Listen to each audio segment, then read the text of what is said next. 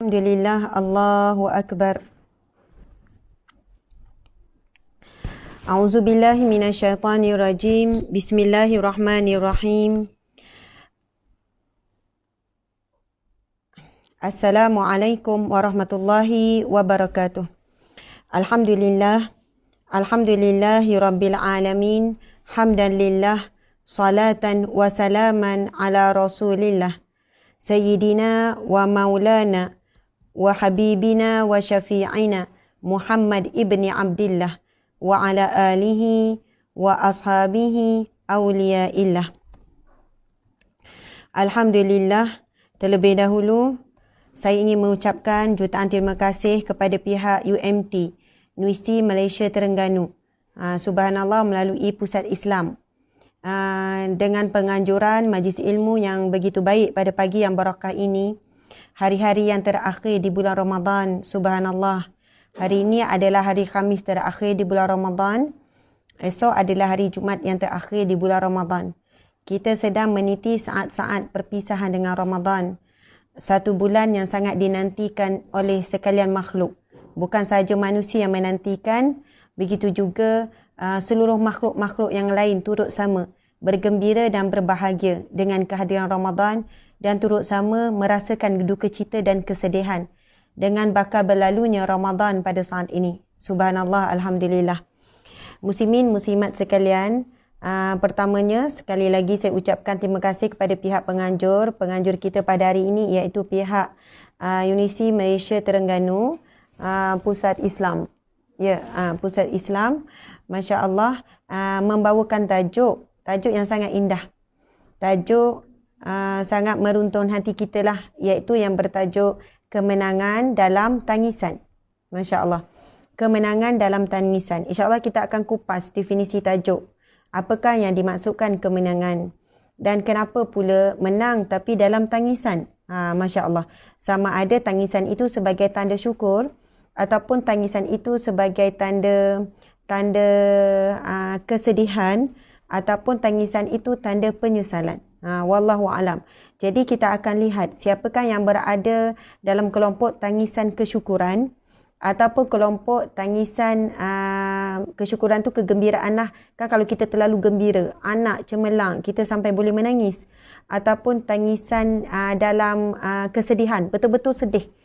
Sedih kenapa? Ada sebab-sebabnya. Mungkin kerana dia telah membatalkan pahala puasa. Dia tidak buat perkara yang membatalkan puasa, tapi kemungkinan besar dia melakukan perkara-perkara yang boleh membatalkan pahala puasanya.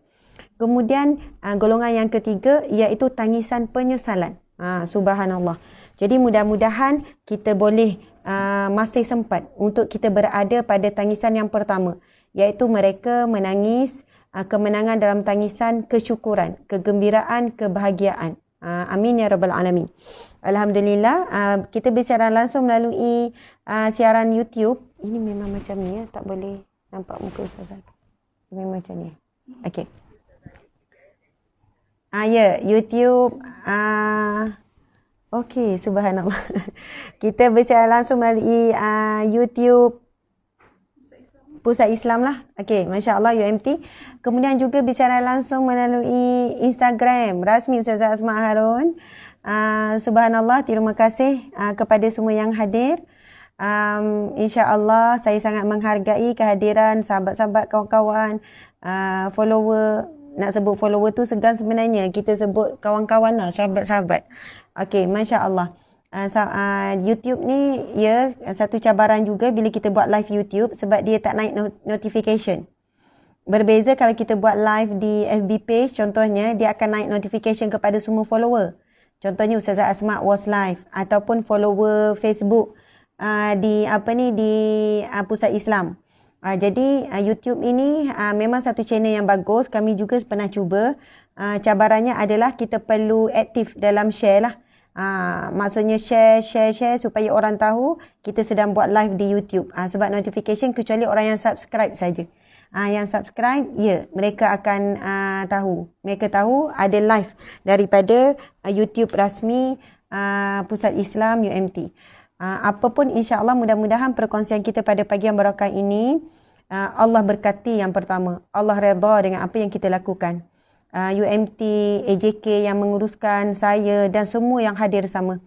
Kita harap apa pun kita buat, sekecil apa pun perkara yang kita buat di dunia ini, walaupun perkara itu nampak bukan dalam nilaian ibadah, kemas rumah ke, jemur kain ke, semua sebenarnya kita mengharapkan redha Allah Subhanahu Wa Taala. Sekecil apa pun yang kita lakukan, walaupun tak nampak dari sudut konteks ibadahnya secara jelas, tapi kalau kita ikut akhlak yang baik, cara yang baik, kemudian kita dalam keadaan yang sabar, lemah lembut dan sebagainya, maka insya-Allah semua itu akan dinilai sebagai amal soleh. Dan sekecil apa pun Allah akan balas. Bismillahirrahmanirrahim. Faman ya'mal misqala zarratin khairan yarah. Barang siapa yang melakukan apa jua kebajikan, perkara yang baik, pasti pahala, pasti akan diperlihatkan, akan diberi ganjaran.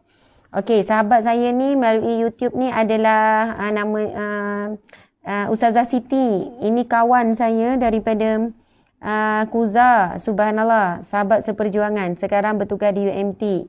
Masya Allah, terima kasih banyak. Siti lah ni yang cadang ni kan. Siti lah beria ni. Yelah tu. Terpaksa minat ke? Siti jangan bocorkan rahsia saya, Siti. Rahsia-rahsia zaman belajar dulu, nakal-nakal tu ya. Banyak rahsia tu, Siti tahu tu kan. Jadi lupakanlah. Itulah yang buruk tu lupakan. Ingat yang elok-elok je ya, Siti ya.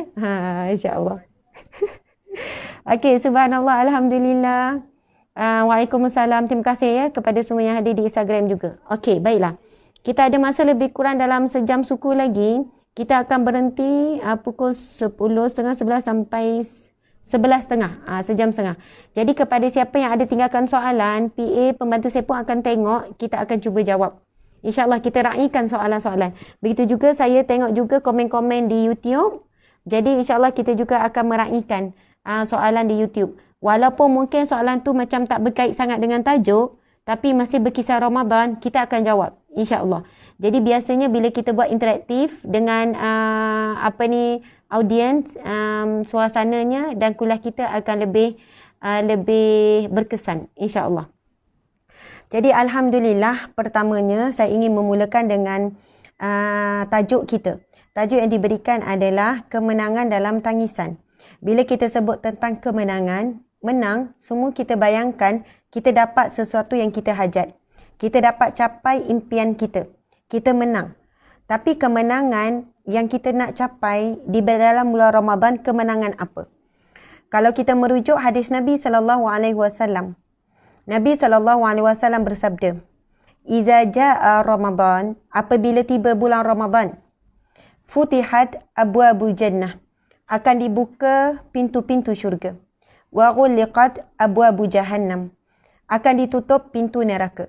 "Wa sulsilati syayatin," dan akan dibelenggu syaitan. Daripada hadis Nabi yang masyhur berkaitan dengan bulan Ramadan ini, kita dapati antara kemenangan utama yang kita nak capai adalah apa dia? Kita dipilih oleh Allah Subhanahu Wa Taala hasil daripada bulan Ramadan ini, iaitu dicatat sebagai bakal ahli syurga Allah Subhanahu Wa Taala. Dan kemenangan yang kedua yang kita nak capai daripada hasil tarbiyah madrasah Ramadan ialah yang disebut dalam hadis tersebut, wa ghuliqat abwabu jahannam. Apa dia? Akan ditutup pintu neraka. Antara kemenangan kita, diri kita, ahli keluarga kita, apabila kita dibebaskan daripada api neraka Allah. Kita diharamkan Allah daripada nerakanya. Allah perintahkan kepada para malaikat, catat dia sebagai bakal ahli syurga. Haramkan dia daripada syurgaku. Umpamanya seperti itulah. Dan kita bukan memperjuangkan syurga untuk diri kita saja. Kepada ahli keluarga, pasangan kita, anak-anak, adik-beradik kita, ibu ayah kita, sahabat-sahabat kita. Perjuangkanlah syurga ini secara berjemaah. Sebab jangan sesekali daripada kalangan kita merasakan bahawasanya kita boleh masuk syurga sendiri-sendiri tanpa bantuan orang lain. Sebab kita sangat bimbang, kita rasa kita tak akan masuk neraka. Tapi rupanya ada manusia yang akan mengheret kita ke neraka. Na'udzubillah min zalik. Sebab itu, Allahu Akbar, apabila para sahabat, bukan para sahabat, minta maaf, ada seorang Arab Badui. Ada seorang Arab Badui, bila dia ditanya, minta maaf lagi, bukan dia ditanya, dia yang bertanya kepada Rasulullah. Ya Rasulullah, bilakah berlakunya kiamat? Dia tanya Rasulullah, bila berlaku kiamat? Lalu Rasulullah SAW bertanya dia semula, apakah persiapan kamu untuk bertemu dengan kiamat? Lalu jawab orang Arab Badui ini, ya Rasulullah, aku ini ibadah biasa saja. Solat, sedekah semua biasa saja ya Rasulullah. Namun dalam hatiku sangat mencintaimu ya Rasulullah. Kemudian Rasul jawab, anta ma'aman ahbabta. Kamu akan bersama dengan orang yang kamu cinta. Subhanallah. Maka sebab itu, insya-Allah mudah-mudahan kita akan dibangkitkan di akhirat kelak di padang mahsyar, muslimin muslimat sekalian. Di kalangan siapa? Orang yang mencintai Allah. Orang yang mencintai Rasulullah. Orang yang mencintai Al-Quran. Orang yang mencintai perjuangan Nabi, sunnah-sunnah Nabi dan sebagainya. Jadi macam mana kita nak dibangkitkan dengan golongan ini? Kita mesti jadi orang yang berada dalam kelompok ini. Subhanallah. Kita bimbang, kita nak berada dalam kelompok ini. Tapi circle kita, sama ada di Instagram, sama ada di Facebook, sama ada di WhatsApp, sama ada di alam maya ataupun alam luar, circle kita adalah orang yang mencintai maksiat. Orang yang mencintai amalan-amalan yang sia-sia, yang lara. Kita mencintai kumpulan-kumpulan yang menjauhkan kita daripada cinta Allah. Jadi, kita bimbang kita akan dibangkitkan dengan kelompok kumpulan tersebut. Dan insya-Allah, siapa yang mencintai Allah, mencintai Rasulullah, kita akan bersama di mana? Di syurga Allah Subhanahu Wa Taala. Sebab kita mencintai orang yang telah dijamin syurga. Siapa? Rasulullah sallallahu alaihi wasallam. Subhanallah, sebab itu Nabi sebut, kamu tidak akan dikatakan beriman selagi mana kamu tidak mencintaiku, melebihi mencintai dirinya dan mencintai ahli keluarganya. Mencintai dirinya dan ahli keluarga. Suami ke, anak-anak dan sebagainya. Sebab apa? Bukan sebab Nabi tamatkan cinta kita. Bukan sebab Nabi ni tamat nak semua orang sayang dia. Semua orang dahulukan dia, utamakan cinta dia. Tapi yang kita boleh fahami di sini ialah bila Nabi sebut, kamu tidak sempurna. Nabi kata tidak sempurna iman di kalangan kamu. Orang yang tidak mencintai diriku, melebihi mencintai dirinya sendiri. Melebihi daripada mencintai ahli keluarganya sendiri. Sebenarnya Nabi nak beri penekanan. Tolonglah mencintai aku melebihi diri kamu, kerana itulah jaminan untuk kamu masuk syurga. Kerana itulah jaminan untuk ahli keluarga kamu masuk syurga. Subhanallah, Allahu Akbar. Kerana cinta Rasulullah sangat besar kepada umat, Nabi minta masuklah ke dalam syurga bersama dengan rasa cinta kepada Rasulullah sallallahu alaihi wasallam. Allahu Akbar. Jadi kita kembali kepada tajuk berkenaan dengan kemenangan. Kemenangan apa? Menang dapat syurga Allah. Di bulan Ramadan, Allah buka pintu syurga seluasnya. Allah sedang membukakan pintu rahmatnya, pintu pengampunannya. Maka Allah memang betul-betul nak bagi syurga. Maksudnya bulan Ramadan ini, yang Allah bagi perhatian adalah siapa ni? Allah nak pilih sungguh-sungguh. Ini peluang Allah nak pilih ni. Bukannya dalam situasi yang Allah menyempitkan pintu syurga, tak. Allah melapangkan seluruhnya pintu syurga. Sebab sikit pun, okey, ahli syurga. Okey, ini ahli syurga. Catat dia sebagai ahli syurga. Allah sedang buka seluas-luasnya pintu syurga. Dan Allah tutup pintu neraka. Ini bulannya Allah ingin memadamkan nama-nama yang dicatat sebagai ahli neraka untuk ditulis sebagai ahli syurga. Sebab itu, seolahnya kalaulah kita tidak terpilih di bulan Ramadan sebagai ahli syurga, apatah lagi kita nak dipilih di bulan-bulan yang lain. Kalau di bulan Ramadan yang mana Allah buka peluang ini, kita tetap tidak di kalangan tersebut, maka lebih dahsyat, lebih sempit untuk kita berada dalam kelompok ahli syurga di bulan-bulan yang lain. Sebab itu Nabi sebut di dalam hadisnya, ketika itu Nabi SAW sedang menaiki mimbar. Nabi sedang naik mimbar, kemudian Nabi sebut amin. Subhanallah. Kemudian Nabi naik sekali lagi mimbar, melangkah sekali lagi anak tangga, Nabi sebut amin. Kemudian Nabi naik pula yang ketiga, Nabi sebut apa? Amin. 3 kali. Allahu Akbar. Kemudian setelah selesai, sahabat bertanya kepada Rasulullah sallallahu alaihi wasallam. Lalu Rasulullah bertanya, "Ya Rasulullah, kenapa? Kenapa kamu sebut sampai 3 kali amin, amin tadi tu?" Lalu Rasulullah berkata, ketika aku menaiki mimbar, lalu datanglah malaikat Jibril berkata kepadaku. Malaikat Jibril kata, celakalah. Maksudnya malanglah. Sangat dahsyatlah, sangat teruklah mereka yang apabila berlalunya Ramadan, apabila berlalunya Ramadan tapi tidak mendapat pengampunan daripada Allah. Lalu Nabi menjawab, amin. Allahu Akbar. Kemudian, soalannya, mereka di kalangan yang bukan sekadar tak beruntung ya, tetapi na'udzubillah tempat mereka adalah di neraka. Na'udzubillah. Maksudnya bila malaikat sebut kecelakaan lah. Celakalah mereka yang apabila berlalunya Ramadan tapi tidak dapat pengampunan Allah. Malaikat Jibril kata. Tapi ketika itu Nabi Muhammad kata amin. Nabi Muhammad membenarkan. Kemudian amin yang kedua. Saya terlupa amin yang kedua apa, sama ada melibatkan Al-Quran. Wallahu alam. Tetapi amin yang ketiga saya ingat. Bila ditanya Rasulullah sebut, maka rugilah, malanglah. Bila bab yang ketiga ni bukanlah celaka tapi sangat rugi. Mereka yang saat hidupnya, dia sempat hidup bersama dengan ibu dan ayahnya. Tapi dia tidak berbakti kepada ibu ayahnya. Sebab kita tahu laluan utama antara anak kunci ke syurga adalah melalui jalan, laluan redha ibu ayah. Ataupun banyaknya pahala kita daripada menyantuni ibu ayah. Bagi duit pada ibu ayah, gembirakan hati ibu ayah, tolong ibu ayah, doakan. Itu di antara anak kunci syurga yang paling utama. Antara highway, jalan utama, jalan yang paling utama untuk menuju ke syurga Allah. Allahu Akbar, subhanallah. Kan memang antara ditanya dalam hadis Nabi sebut, ditanya oleh sahabat, Ya Rasulullah, apakah amalan yang paling utama, yang paling dicintai?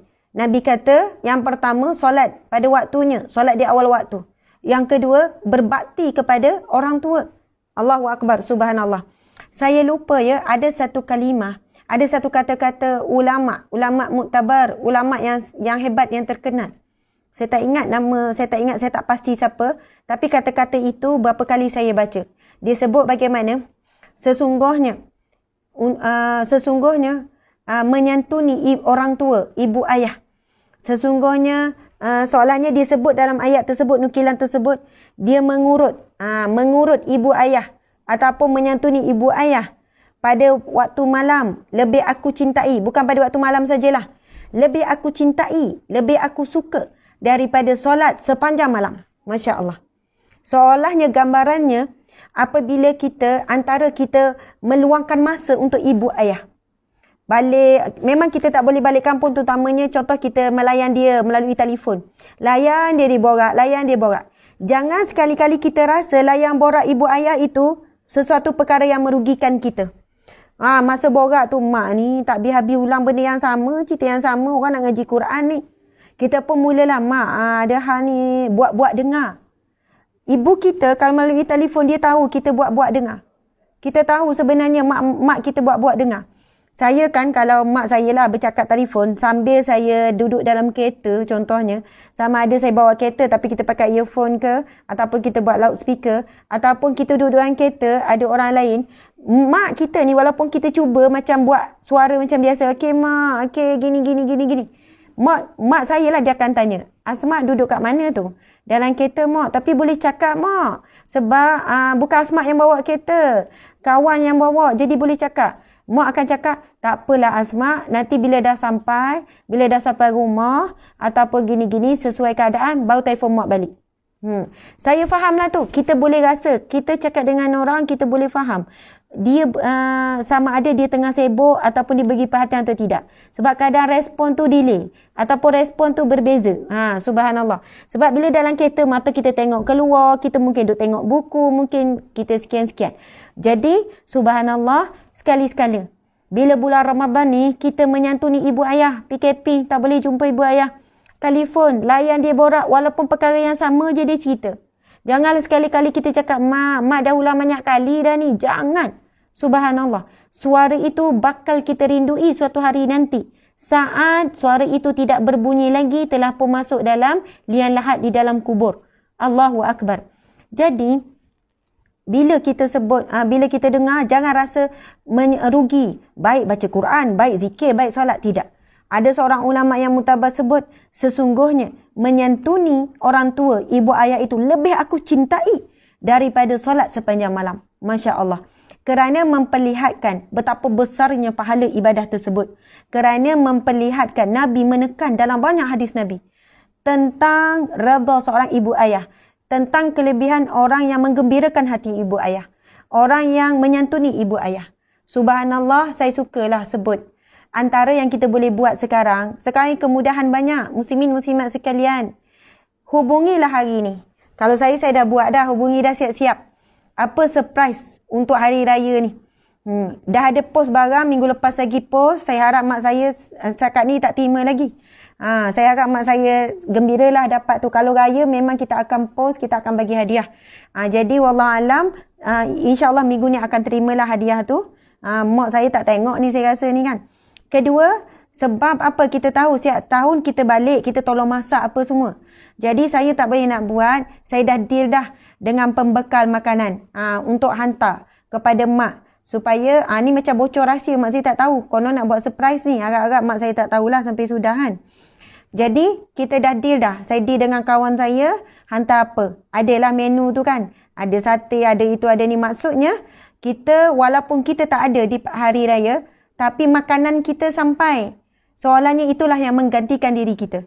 Jadi hari ini sempat lagi ni kita nak deal ni dengan kita panggil apa, rider-rider tu.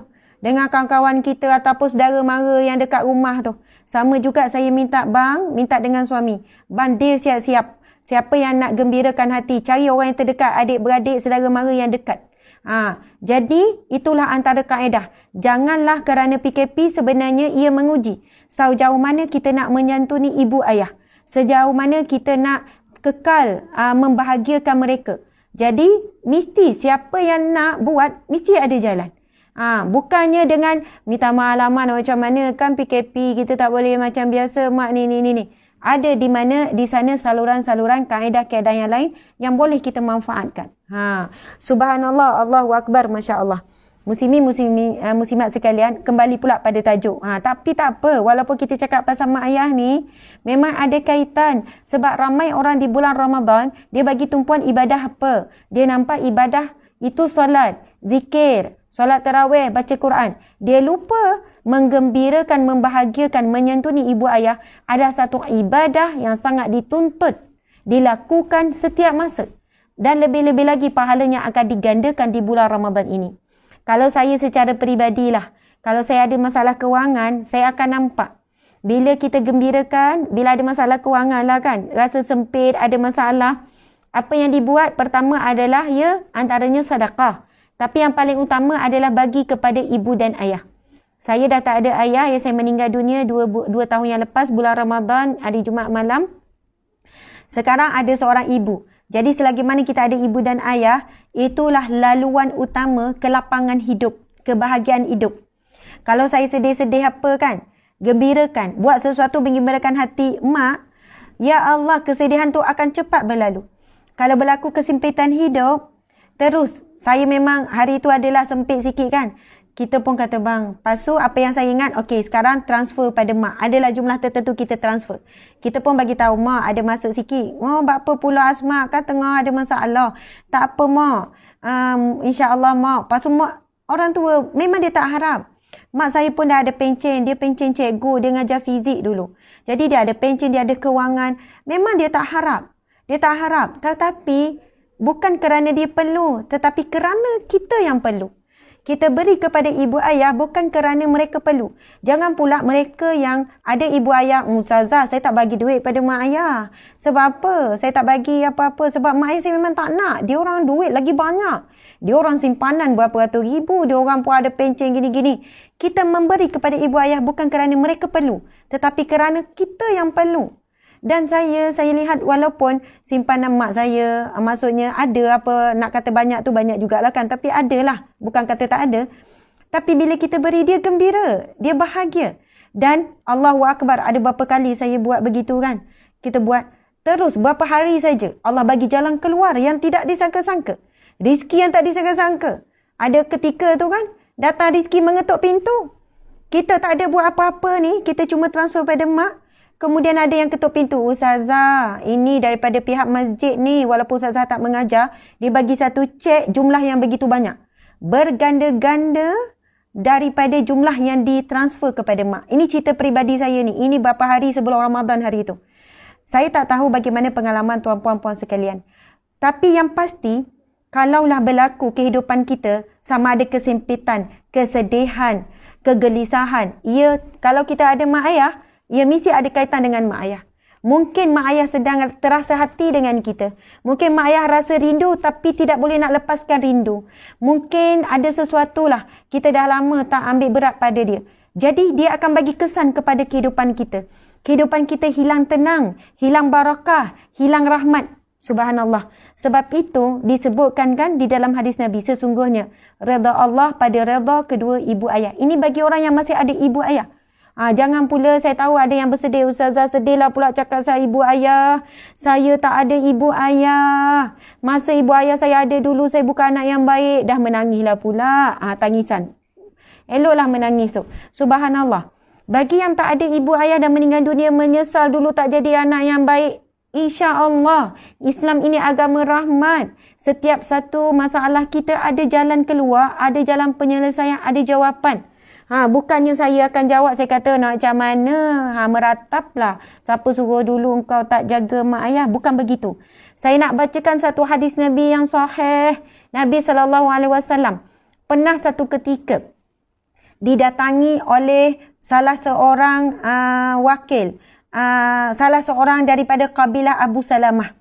Dia datang jumpa Rasulullah SAW. Ya Rasulullah, adakah aku masih lagi ada peluang untuk berbakti kepada orang tuaku yang telah pun meninggal dunia?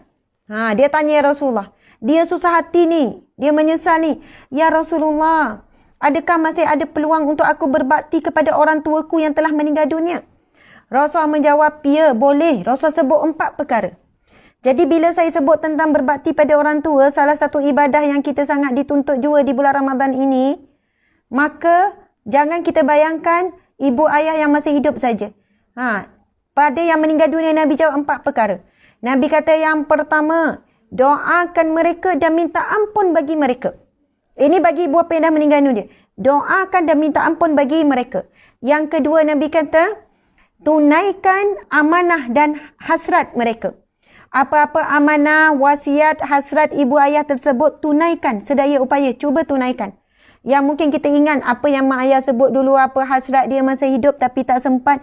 Masa tu kita tak boleh nak tunaikan sebab apa? Mak ayah kita pun tak mampu. Tapi sekarang kita teringat balik. Mak dulu, ayah dulu berhasrat sangat nak tunaikan haji tapi tak mampu. Jadi kita buatlah upah badal haji. Contohnya begitu.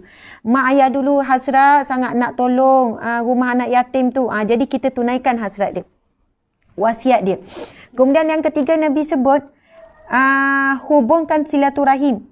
Hubungkan silaturahim dengan sahabat-sahabat, dengan kawan-kawan mereka. Subhanallah. Maksudnya kita pun ingat. Allahu Akbar. Kebetulan kan pagi ni bila saya sebut macam ni, pagi tadi saya baca ada satu mesej yang masuk melalui PM di page saya. Ada seorang kawan ayah saya, dia bagi mesej. Dia kata, Ustazah, untuk pengetahuan Ustazah, saya kawan baik ayah Ustazah. Bila bulan Ramadan, saya akan jemput ayah Ustazah jadi imam dan bagi tazkirah di surau kami. Ayah Ustazah dengan saya sangat rapat. Di bulan Ramadan juga, saya akan pergi buka puasa di rumah ayah Ustazah. Saya bila dapat mesej daripada kawan tu kan, saya menangis. Saya kata, ya Allah, Pak Cik, Tuan Haji, kawan ayah. Saya memang dah fikir dah. Saya kena buat sesuatu. Sebab dengan saya gembirakan. Tolong cari satu lagi hadis tu. Hadis tu kan ada satu lagi yang keempat. Tak ingat tak yang kita buat hari tu? Ada 4 perkara selepas mati tu. Kemudian saya dah, sebab apa? Dengan kita gembirakan hati kawan-kawan ibu ayah kita yang telah meninggal dunia, mereka tahu. Subhanallah. Mereka, maksudnya arwah insya-Allah, roh ayah kita tahu. Dan itulah salah satu caranya untuk berbakti kepada ibu ayah kita yang meninggal dunia. Kita gembirakan ibu ayah kita yang telah meninggal dunia dengan menggembirakan kawan-kawan mereka. Subhanallah. Kalau kita tak mampu nak gembirakan dengan cara bagi hadiah ke, jumpa ke, cukup dengan doa. Terus kita doa, saya doakan Tuan Haji, Pak Cik, dimurahkan rezeki. Terima kasih sebab jadi kawan ayah saya. Saya sangat terhutang budi. Itu pun orang dah gembira dah. Hubungkan silaturahim, gembirakan kawan-kawan. Masya Allah, Allahu Akbar. Okey, itulah yang disebutkan dalam hadis Nabi. cara ataupun kaedah untuk kita berbakti kepada orang tua yang telah pun meninggalkan dunia. Masya Allah, Allahu Akbar. Okey, ini sabda Nabi SAW. Saya sebut 4 tadi tu kan. Okey, yang pertama, mana tadi? Subhanallah. Tak, hari tu yang mendoakan mereka, wasiat, sahabat, mohon ampun, wasiat. Okey, antaranya selesaikan hutang. Okey, itu betul lah. Itu memang jelas lah. Antaranya adalah menyelesaikan hutang. Hutang yang ditinggalkan oleh ibu ayah, kita bantu untuk selesaikan. Okey, baiklah muslimin, muslimat sekalian, kembali kepada kemenangan tadi tu. Masih lagi dalam definisi tajuk. Subhanallah, Allahu Akbar. Definisi tajuk iaitu berkenaan dengan kemenangan. Kemenangan yang kita nak capai di bulan Ramadan adalah dapat syurga Allah, diharamkan neraka Allah. Kemudian antaranya Nabi sebut dalam hadis yang lain, man qama Ramadan, man shama Ramadan imanan wa ihtisaban, ghufira lahu ma taqaddama min dzambih. Akan diampunkan segala dosa-dosa yang terdahulu. Antara kemenangan umat Islam yang boleh dicapai daripada bulan Ramadan adalah kemenangan diampunkan oleh Allah Subhanahu Wa Taala ma taqaddama min dzambih. Segala dosanya yang terdahulu. Dosa besar ke, dosa kecil ke. Ada 4 kategori dosa muslimin muslimat sekalian. 4 kategori dosa. 4 kategori dosa ini disebutkan dalam hadis Nabi yang melibatkan apa? Melibatkan solat sunat tasbih. Nabi sebut kepada seorang sahabatnya, sahabat Nabi SAW, maukah kamu aku ajarkan satu amalan yang boleh menghapuskan segala dosa? Nabi sebut dosa yang besar ataupun dosa yang kecil. Dosa yang sengaja atau tidak sengaja. Dosa yang kamu tahu ataupun yang kamu tidak tahu. Dosa yang kamu ingat ataupun yang kamu tidak ingat. Masya Allah, Allahu Akbar. Muslimin muslimat, kita ada semua jenis dosa. 4 jenis dosa ni kita ada. Dosa apa? Dosa besar, dosa kecil kita ada. Dosa yang sengaja dengan tak sengaja. Kita tak sengaja buat dosa tu. Ada banyak dosa tak sengaja. Borak-borak terbuka aib orang. Borak-borak terhina orang. Dosa yang kita tak sengaja. Kemudian yang ketiga, dosa yang kita ingat ataupun yang kita lupa. Antara dosa ingat dengan dosa lupa, lagi banyak dosa yang kita lupa. Kalau saya tanya, muslimin muslimat sekalian, boleh tak tuliskan dosa-dosa yang dilakukan pada minggu lepas? Oh, kita dah tak ingat dah apa yang kita buat, apa yang kita cakap, apa yang kita fikir. Kita dah tak ingat dah yang minggu lepas. Kita akan dihitung dosa start daripada kita balik. Bukan minggu lepas, 30 tahun lepas, 40 tahun lepas. Sebab itu bila Nabi sebut, dosa yang kamu ingat dan yang kamu lupa. Yang kita ingat sikit sangat, tapi dosa orang lain kita ingatlah. Okey. Kemudian yang keempat, jenis dosa yang keempat iaitu dosa yang kamu tahu dan kamu tidak tahu. Memang kita ada dosa yang kita tidak tahu, muslimin muslimat sekalian. Ibu ayah, kita tak tahu yang kita buat tu berdosa. Masya Allah. Kita ingat biasa-biasanya rupanya itu adalah merupakan satu dosa. Ataupun kita selalu buat dosa kecil. Tetapi dosa kecil ada yang subhanallah, Allahu Akbar. Assalamualaikum Ustazah. Ustazah tolong save ya video ni. Tengah bawa motor. Masya Allah, hati-hati tengah bawa motor dia dengan ceramah. Ya, kita save. Nanti tengok balik. Masya Allah, Allahu Akbar. Mungkin Grab ke apa ni kan? Grab food ke apa ni? Bawa motor dengan ceramah. Hati-hati tuan. Nanti boleh tengok balik. Masya Allah. Saya ulang lagi sekali. Antaranya dosa yang terakhir, dosa yang kita tahu dan tidak tahu. Sebenarnya banyak dosa yang kita tidak tahu tapi kita tak sedar kita sedang dicatat dosa. Yang kita tahu lepas mati, rupanya berdosa buat macam ni. Aku tak tahu. Masa tu kita tak boleh jawab pada malaikat. Saya tak tahu ni malaikat, ni dosa ni. Dan tak tahu ni. Tak boleh. Sebab apa? Memang wajib. Antara ilmu yang wajib kita belajar adalah bab dosa-dosa. Tentang alam ghaib, iaitu apa? Beriman kepada alam ghaib. Beriman kepada hari kiamat termasuklah sebab kita percaya adanya perhitungan dosa dan pahala. Jadi memang ilmu tu kita kena belajar. Jadi tak boleh buat alasan, ingat selamat ke? Minta maaf lah malaikat dan tak tahu ni dosa. Tak selamat. Subhanallah, sebab itu kewajipan kita belajar. Tetapi Nabi tanya, maukah kamu aku ajarkan satu amalan? Sahabat bertanya, ya Rasulullah. Lalu Nabi pun mengajarkan apa? Tata cara solat sunat tasbih. Solat sunat tasbih. Masya Allah. Bila sebut pasal solat sunat tasbih, saya tahu di sana ada perbahasan ulama yang membincangkan tentang kedudukan hadis solat sunat tasbih. Sama ada hadis itu hasan, sahih ataupun dhaif dan sebagainya. Namun, saya suka untuk mengambil pendekatan pertengahan lah. Maksudnya, buatlah. Kepada siapa yang nak buat, boleh. Tak ada masalah. Di sana ada hujah-hujah yang kuat yang membenarkan hadis tersebut dan amalan tersebut tentang solat sunat tasbih. Bila sebut pasal sunat tasbih, insya-Allah supaya jadi insya-Allah ada masalah lost connected, ada masalah ke ni? Tak apa, kita ada live di Instagram ni. Okey, subhanallah. Bila sebut solat sunat tasbih, saya tanya tapi tak payah jawab. Kalau nak jawab pun tak ada masalah kalau boleh selamat daripada riak. Bulan Ramadan kali ni dah buat belum solat sunat tasbih? Sebab kalau dulu kita tak ada PKP, kita tahu banyak masjid yang menganjurkan solat sunat tasbih bila bulan Ramadan. Saya antara kesibukan bulan Ramadan adalah memimpin solat sunat tasbih. Masya Allah. Bila masuk bulan Ramadan memang banyak masjid surau yang minta memimpin membawakan solat sunat tasbih. Masya Allah. Dan ada makcik-makcik tu kan dia datang dia kata, "Ustazah, makcik dah umur 70. Dah umur 60 dah Ustazah. Ini kali pertama buat sunat tasbih Ustazah. Alhamdulillah sempat juga makcik sebelum meninggal, sebelum mati, sempat juga solat tasbih sekali." Saya ulang lagi sekali ya. Nabi SAW bersabda kepada seorang sahabat, "Maukah kamu aku ajarkan satu amalan yang mana akan mengampunkan segala dosa-dosa. Dosa yang besar ataupun yang kecil, dosa yang sengaja ataupun tidak, dosa yang kamu ingat ataupun yang kamu lupa, dosa yang kamu tahu ataupun tidak tahu." Sahabat menjawab, "Ya Rasulullah, ajarkanlah aku ya Rasulullah." Lalu Rasulullah mengajarkan tata cara solat sunat tasbih dan penutupnya Rasulullah bersabda, "Lakukanlah ia sekurang-kurangnya seumur hidup sekali." Ataupun Nabi kata begini, "Lakukanlah ia sekurang-kurangnya seminggu sekali." Iaitu Jumaat, setiap hari Jumaat contohnya seminggu sekali. Sekiranya kamu tidak mampu, lakukanlah ia sebulan sekali, Nabi kata. Sekiranya kamu tidak mampu, maka lakukanlah ia setahun sekali.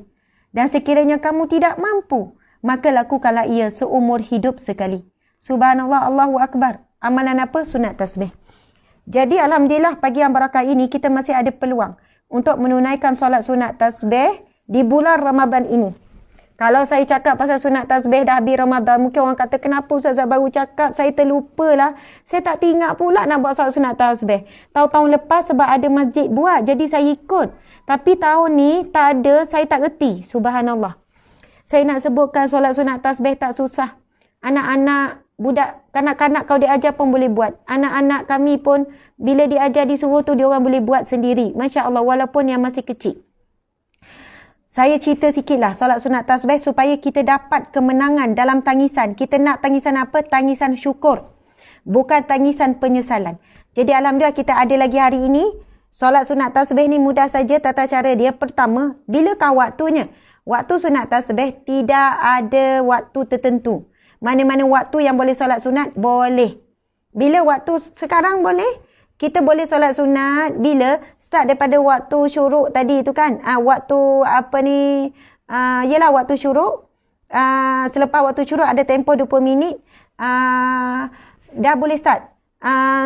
Start waktu duha tu sampai zuhur boleh. Zuhur sampai asar pun boleh. Lepas zuhur nak buat pun boleh. Yang tak boleh adalah lepas asar.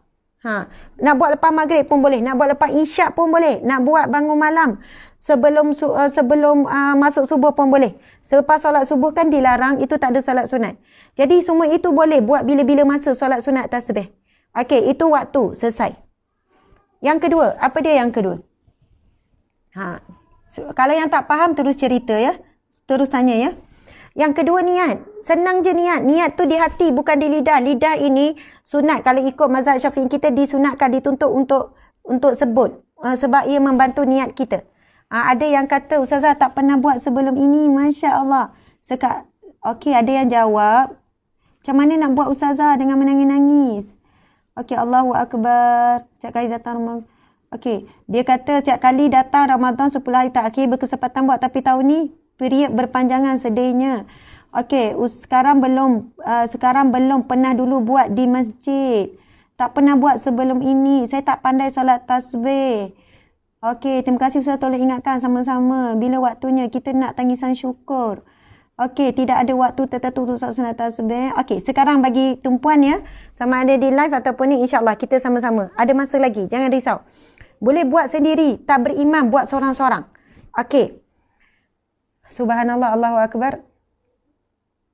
Bukankah siang hari enggak bisa Ustazah kerana matahari tergelincir? Okey, siang hari. Siang hari maksudnya, okey, antara waktu. Okey, saya faham. Maksudnya waktu duha, dalam pukul 12 tu. Bolehlah pukul 12 ke bawah tu boleh. Bahkan ada perbincangan selagi tak masuk Zuhur boleh. Jadi tapi kita antaranya, kita tidak digalakkan dibuat ketika nak masuk waktu Zuhur tu. Ketika matahari tegak tu. Tapi lepas Zuhur tu, tak ada masalah. Sunat tasbih ini boleh dibuat pada bila-bila waktu. Ia bukannya sunat macam sunat tahajud. Waktunya adalah pada waktu tahajud je. Sebab itu hadis Nabi ni tentang solat sunat tasbih, tata cara ni ada tata cara malam, ada tata cara siang. Siang tu umum, bukan pagi saja. Okey, muslimin muslimat sekalian. Pasal niat sahaja sunat tasbih 2 rakaat kerana Allah. Dah. Kalau bahasa Arab, usalli sunnat tasbih raka'ataini lillahi ta'ala. Kalau bahasa Arab, tak apa. Bahasa Melayu pun tak apa. Sahaja aku solat sunat tasbih. Tak sebut aku pun saja sunat tasbih kerana 2 rakaat kerana Allah. Masa angkat takbir tu, lintasan. Okey, dah, settle. Berkenaan dengan niat, settle.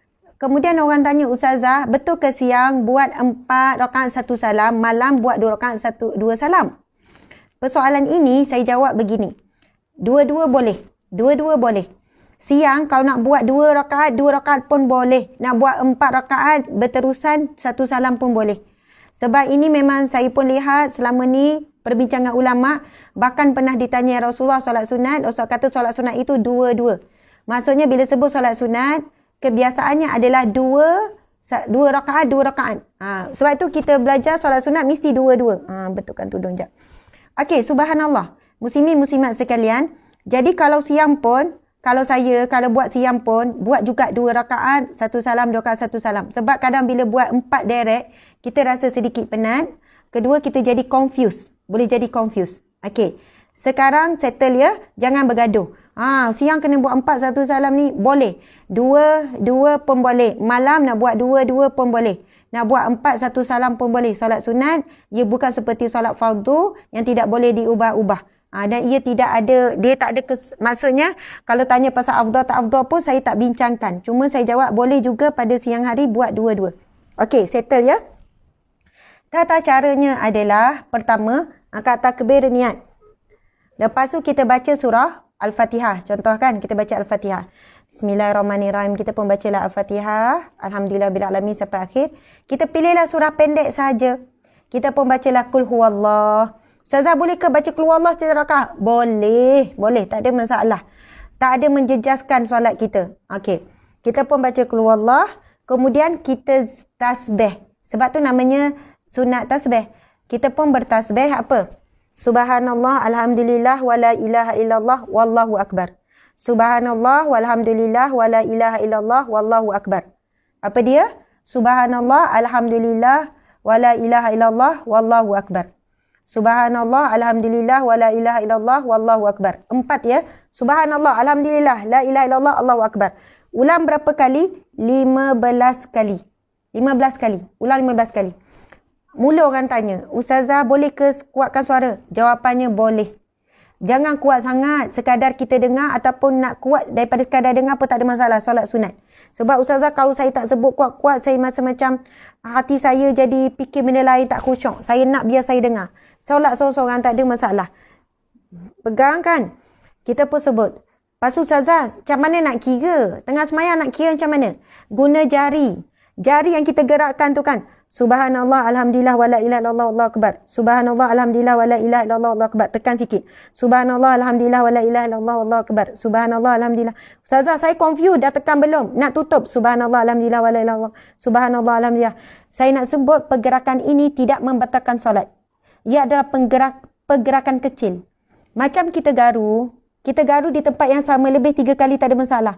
Yang membatalkan solat, garu di tempat yang berbeza. Sini garu, berturut-turut. Garu. Itu pergerakan besar. Jadi bila kita gerakkan jari kita ketika solat, ia tidak membatalkan solat. Memang kita nak kena kira sebab nak 15 kali tu. Subhanallah, alhamdulillah, wa la ilaha illallah, Allahu akbar. Subhanallah, alhamdulillah, wa la ilaha illallah, Allahu akbar. Habis 15 kali. Yang ni pula, ulang kali kedua yang tangan kanan, kita dah boleh fikir dah. Bila dah ulang kali kedua jari kanan ni, habis 15 kali. Dah selesai tu rukuk. Kita boleh gantikan semua zikir kita ketika rukuk dan sujud kepada tasbih. Tak perlu kita baca Subhana Rabbiyal Azimi wa bihamdih. Tak perlu, kita terus saja Subhanallah walhamdulillah wa la ilaha illallah wallahu akbar. Berapa kali? 10 kali. Kemudian Sami'allahu liman hamidah 10 kali lagi. Subhanallah walhamdulillah wa la ilaha illallah wallahu akbar. Masya Allah. Kemudian kita apa? Sujud. Allahu akbar, sujud. 10 kali lagi. Subhanallah walhamdulillah wa la ilaha illallah wallahu akbar. Kita tak baca Subhana Rabbiyal A'la wa bihamdih pun tak apa. Kemudian duduk antara dua sujud. Kita sebut apa? Duduk antara dua sujud. Kita bacalah doa tu. Walaupun kalau tak baca pun tak apa, ya sunnah hayat. Tapi saya lebih suka baca sebab ia doa yang sangat hebat. Rabbi ufilni warhamni wajburni warfa'ni warzuqni wahdini wa'afini wa'fu anni. Kan? Duduk antara sujud. Lepas tu 10 kali sebut zikir Subhanallah walhamdulillah wa la ilaha illallah wallahu akbar. Duduk antara sujud. Lepas tu sujud. Terus saja Subhanallah walhamdulillah wa la ilaha illallah wallahu akbar. Setiap pergerakan mesti zikir tu. Kemudian bila nak bangun, bila nak bangun kena duduk dulu. Jangan Allahu akbar, tak. Duduk dulu. Muslimin-muslimat sekalian, duduk dulu. Masya-Allah. Duduk dulu sebelum bangun. Nak bangun rakaat kedua, duduk dulu. Zikir dulu 10 kali. Subhanallah walhamdulillah wa la ilaha illallah wallahu akbar. Cuba kira, berdiri 15 kali, campur rukuk 10 kali, campur iktidal 10 kali, campur sujud 10 kali, campur duduk antara dua sujud 10 kali, campur sujud kali kedua 10 kali, campur pula sebelum bangun 10 kali. Tangan saya ada berapa ni? 7 saya tutup. Semuanya kita akan zikir Subhanallah 75 kali, Alhamdulillah 75 kali, La ilaha illallah 75 kali, Allahu Akbar 75 kali. Kita buat pula rakaat yang kedua, At-Tahiyat wajib baca rukun. Al-Fatihah rukun, jangan lupa. At-Tahiyat jangan tiba-tiba At-Tahiyat terus Subhanallah, Alhamdulillah, Allahu Akbar. Tak boleh diganti sebab ia rukun. Baca tahiyat dulu, At-Tahiyyatul Mubarakatus Salawatut Tayyibatu Lillah. Habis At-Tahiyat, Subhanallah, Alhamdulillah, wa la ilaha illallah, Wallahu Akbar. Untuk 2 rakaat kita menghabiskan 150 Subhanallah, 150 Alhamdulillah, 150 Allahu Akbar, La ilaha illallah dan Allahu Akbar. Subhanallah, kita pun bagi salam, kita bolehlah lepaskan lelah sekejap, rehat sekejap. Jangan asing dan jangan jauh sangat. Kemudian kita bangun balik, dirikan balik 2 rakaat. Okey. Kemudian kita buat apa? Kita sambung balik. Subhanallah, buat lagi 2 rakaat. Selesai solat sunat tasbih, dia akan mengumpulkan, Masya Allah, sekali solat sunat, kita akan mengumpulkan apa? Seronok, muslimin muslimat. Seronok. Rasa macam seronoknya berdiri, Subhanallah, rukuk, Subhanallah.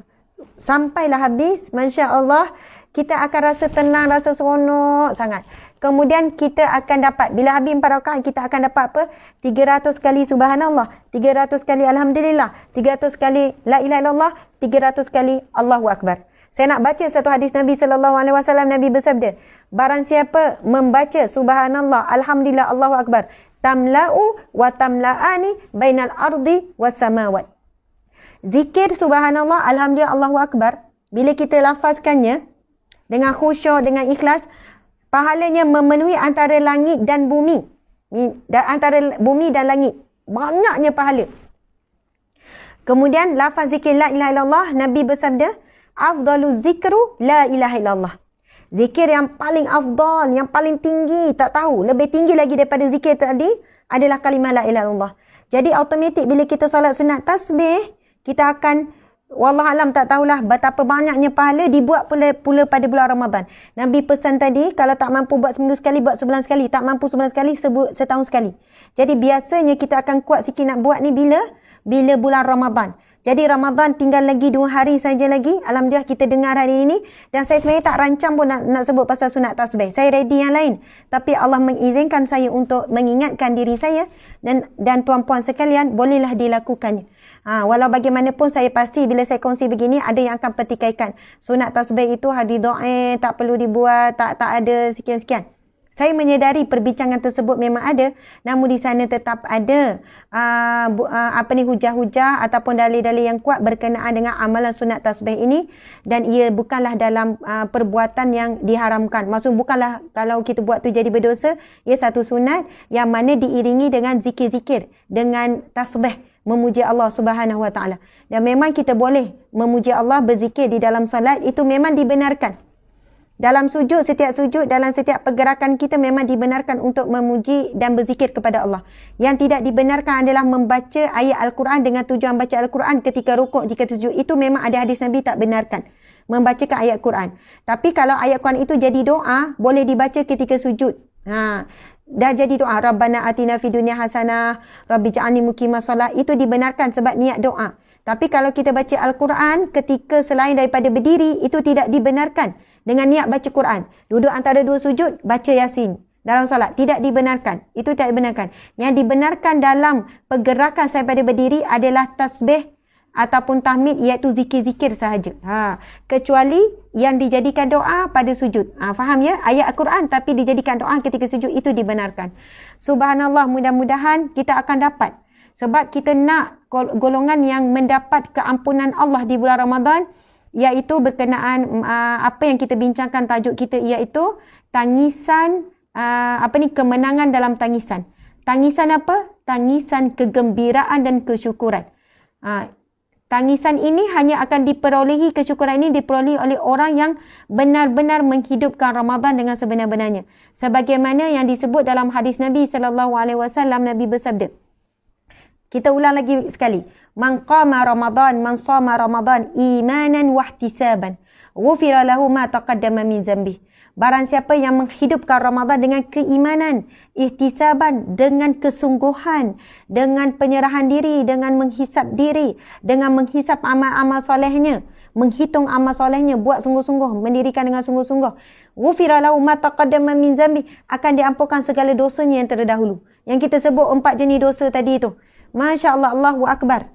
Dosa kita berapa lama? Yang 40 tahun. Kalau Allah nak ampunkan, sekelip mata je Allah boleh ampunkan. Dosa kita 50 tahun, dosa kita banyaknya dosa kita dengan manusia dan sebagainya. Kalau Allah nak beri pengampunan, inilah waktunya, iaitu di bulan Ramadan. Dan antaranya hadis Nabi sebut, Nabi bersabda, apabila Allah mengampunkan hambanya, seumpama hamba itu tidak melakukan dosa tersebut. Kita kalau minta maaf dengan orang, orang boleh maafkan tapi belum tentu melupakan. Yelah, saya maafkan awak. Tetapi orang tu tak boleh lupa salah kita. Tapi dia boleh maafkan dan kita pun tak dipaksa bila memaafkan seseorang untuk melupakan terus, sebab itu kelemahan kita. Bukannya kita boleh tak lupa terus, tak apa, itu kelemahan. Yang penting kita dah maafkan dia. Tapi dengan Allah berbeza. Apabila Allah mengampuni hambanya, Allah mengampuni ibarat dia tak pernah buat dosa tu. Contoh dosa apa? Dosa apa contohnya? Apalah maksiat yang kita lakukan? Kita pernah dedah aurat bertahun-tahun. Allah ampunkan umpama kita tak pernah dedah aurat. Itulah betapa besarnya pengampunan Allah bila Allah ampunkan hambanya. Ibarat orang itu tidak pernah melakukan dosa tersebut. Allah delete terus. Bukannya ada bekas, ada parut, ada kesan, tak ada. Allah delete terus. Macam mana kita nak dapat ni? Ya Allah, Allah sediakan seluasnya di bulan Ramadan Al-Mubarak ini. Muslimin muslimat yang dirahmati, yang dirahmati Allah, yang saya hormati, Masya Allah. Kita pergi kepada tangisan tadi tu kan. Kemenangan dalam tangisan. Saya nak sebut antara golongan yang sangat antara maksudnya banyak. Jadi yang saya boleh kupas, antara golongan yang sangat menyesali. Golongan yang pasti menyesal. Yang akan menyesali Ramadan yang berlalu, mereka yang tidak dapat pengampunan Allah. Tapi ada ciri-cirinya. Ciri-cirinya macam mana? Yang melalui Ramadan dengan adat sahaja, bukan dengan ibadat. Ramadan dilalui dengan adat, bukan ibadat. Faham ya? Kena faham ni. Ada orang yang masuk Ramadan dia puasa, tapi dia tidak meninggalkan kata-kata yang keji. Tapi dia tak memperbaiki solatnya. Tapi dia tak tutup auratnya. Dia puasa bulan Ramadan tapi dia tetap melakukan maksiat. Dia tetap melakukan perbuatan keji. Dia tidak berubah. Allahu Akbar. Ini namanya adat saja. Masya Allah. Bila adat habis je Ramadan, dia di kalangan orang yang kalah, bukan orang yang menang. Kalah. Orang yang kalah apa? Dia tak dapat yang sepatutnya dia dapat. Yang sebenarnya mudah sangat nak dapat bulan Ramadan ni, mudah. Dan ini boleh dilihat apabila 1 Syawal nanti. Boleh nampak dah golongan ini, dah boleh nampak. Kita jangan nampak orang lain. Tolong tengok diri sendiri. Tengok, ingat balik 1 Syawal, 2 Syawal, 3 Syawal. Syawal kita pada tahun-tahun yang lepas macam mana. Antara ciri-ciri yang berlalunya Ramadan, dia menangis penyesalan. Pertama, bila 1 Syawal, 2 Syawal, 3 Syawal, dia mula kembali kepada perangai dia, keburukan dia, akhlak buruknya sebelum Ramadan dulu. Okey. Antaranya adalah mereka yang bila 1 Syawal, 2 Syawal, 3 Syawal ataupun bulan Syawal, mereka mula mendedahkan aurat atas sebab apa? Atas sebab gairah untuk saling menunjuk, gairah untuk berhias, gairah untuk bercantik-cantik di 1 Syawal. Allahu Akbar, na'udzubillah min zalik. Atas dasar Syawal kan setahun sekali, apa salahnya kita hari ni lah nak melaram, hari ni nak melawar. Sebab itu dia telah menjadi golongan apa? Golongan yang membazir sebazir-bazirnya. Kedua, golongan yang memakai pakaian yang Allah benci, yang Allah murka. Pakaian dia pakai pada 1 Syawal tidak memperlihatkan dia di kalangan orang yang menang hasil daripada Ramadan. Tetapi pakaian dia memperlihatkan dia golongan yang kalah. Sebab Ramadan itu tidak mampu membentuk dirinya menjadi orang yang bertakwa. Apa maksud takwa? Kita dah bincang semalam. Antaranya adalah takwa adalah mereka yang mentaati dalam perkara kewajipan dan meninggalkan perkara yang dilarang oleh Allah Subhanahu Wa Taala. Itulah maksud takwa. Dan kita tahu Allah dah sebut di antara tujuan puasa. Bismillahirrahmanirrahim. Kutiba alaikumusiyam kama kutiba alal ladzina min qablikum la'allakum tattaqun. Diwajibkan ke atas kamu berpuasa di bulan Ramadan. La'allakum tattaqun, sebagaimana orang terdahulu berpuasa. Mudah-mudahan dengan itu kamu akan beroleh takwa. Jadi sebab itu orang yang bertakwa ni ada banyak definisi. Tetapi definisi umumnya adalah ciri-ciri orang yang bertakwa mentaati segala perintah Allah dan meninggalkan apa yang Allah benci, apa yang Allah murka, apa yang Allah larang, tinggalkan. Jadi subhanallah, kita sangat bimbang. Ramai orang berpuasa di bulan Ramadan sungguh-sungguh. Sedekah banyak, baca Quran banyak, salat sunat banyak. Tapi bila 1 Syawal saja dia dah fail, dia dah kalah. Dia telah mengikut hawa nafsu. Bila jumpa pula, saling jumpa pula, jumpa kawan-kawan, dia dah lupa dah tu. Dah mengumpat pula, dah buka aib orang. Datang rumah pula, dia ujub, dia takabur. Dia riak dengan rumahnya yang besar, yang indah, dengan perabot yang baru, dengan makanan yang lazat, dengan kuih-muih yang mahal contohnya. Dengan duit raya yang banyak. Bila dapat duit raya anak dia dapat duit sikit, dia mengungkit-ungkit, bang, sikitnya tak padan dengan rumah yang besar. Bang, bukan dia datuk ke? Saya ingat paling kurang RM10, RM5, tak padan lah. Na'udzubillah min zalik. Sebab itu tahun ini bila berlaku PKP, Aidilfitri dalam PKP raya ni, ada hikmah yang begitu besar. Hikmah yang begitu hebat. Allah ingin mengembalikan kepada kita bagaimana cara menyambut Aidilfitri yang sebenar. Banyak lagi sebenarnya berlaku hari raya Aidilfitri. Bila masuk Syawal saja kita mula solat lambat. Sebab utamakan apa? Utamakan tetamu daripada panggilan Allah. Saya pernah ada pengalaman pergi berjalan raya. Bila masuk je, masa tu saya sampai. Maksudnya saya sendiri pun tak pandai, tak jaga adab bertamu rumah orang ni. Saya sampai masa tu dah dekat Zohor. Lepas tu tuan rumah memang gembira lah. Oh, sila-sila masuk-masuk. Tapi saya nak cerita masa tu, saya tak ingat tahun bila. Bila masuk saja waktu Zohor, tuan rumah ni, dia macam tak kenal dah tetamu. Minta maaf ya, saya minta izin sekejap untuk pergi ke masjid. Kita tetamu ni rasa malu muka.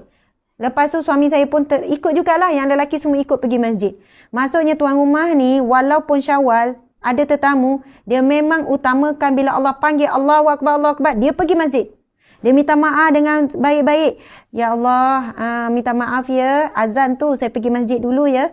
Kita ni, alhamdulillah tetamu pun semua semayang siap-siap kat rumah tu. Balik dia orang daripada yang lelaki pada masjid, kita pun barulah menjamu selera. Masya Allah. Ramai mana orang bila 1 Syawal, 2 Syawal, 3 Syawal melambatkan solat. Sebab ni, perjalanan raya, duduk makan lagi leka dengan azan pun duduk seronok borak apa. Ramai mana orang bila 1 Syawal, 2 Syawal, 3 Syawal mula tinggalkan Al-Quran terus. Ini ciri-ciri orang yang gagal. Memang kita tak akan mampu kuantiti baca Quran sama dengan bulan Ramadan. Memang mungkin kita tak akan mampu. Kita tak mampu tuan-puan puan sebab bulan Ramadan dia punya aura dia beza. Tapi sekurang-kurangnya jangan sampai kita tinggalkan terus. 1 Syawal langsung tak buka Quran. 2 Syawal langsung tak buka Quran. Tinggal terus dah semua dan sebagainya.